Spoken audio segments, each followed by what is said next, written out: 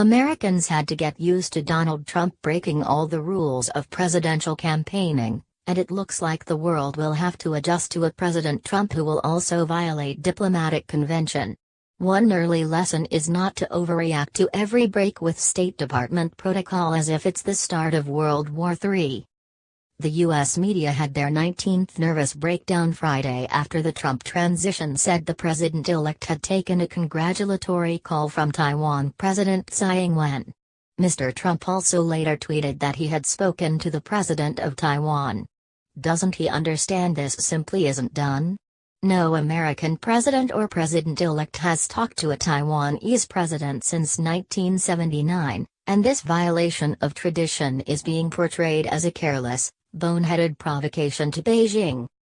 Well, maybe it was calculated, and perhaps even useful. Trump Asia advisor Peter Navarro has advocated cabinet-level visits to Taiwan and an end to the U.S. vote to Beijing's One China policy, which insists that Taiwan is part of China and shouldn't be treated as an independent state. Perhaps that goes too far, but it is past time for the U.S. to recalibrate its Taiwan policy. Ned Price, spokesman at the Obama National Security Council, suggested that Mr. Trump made a mistake, saying the U.S. remains firmly committed to our One China policy based on the 3 joint communiques and the Taiwan Relations Act.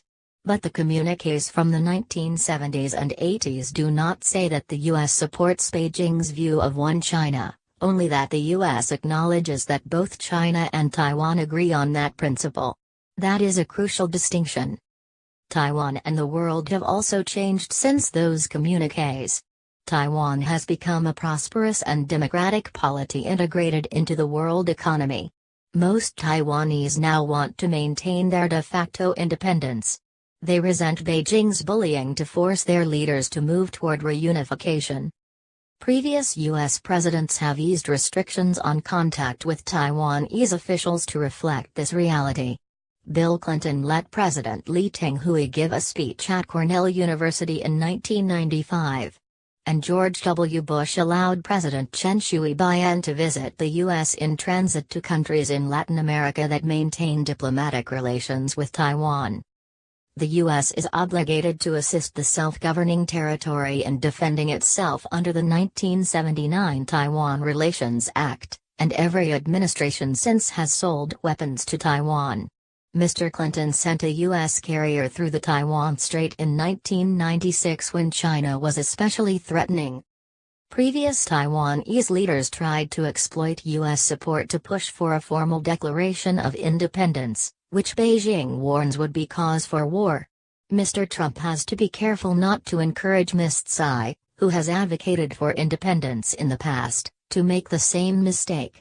But Ms. Tsai has studiously avoided such declarations since her election earlier this year, and she has been careful to say she wants good relations with Beijing despite China's attempt to isolate her. Mr. Trump shouldn't concede Beijing's power to intimidate the world's democracies into isolating Taiwan. The U.S. has an interest in supporting Taiwan as a model for China's future development.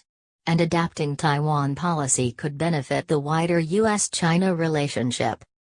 Beijing says denying sovereignty for Taiwan is a core interest.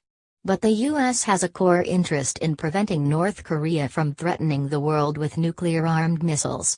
The rest of Asia has a core interest in preventing China from unilaterally asserting its dominance over the East and South China Seas. Respect for core interests goes both ways. It's notable that China has reacted better than the U.S. media to Mr. Trump's tweet. Beijing protested the call but its foreign minister dismissed it as a petty trick by Ms. Tsai. Beijing censored the news inside China, while the English-language China Daily suggested Mr. Trump simply made a mistake.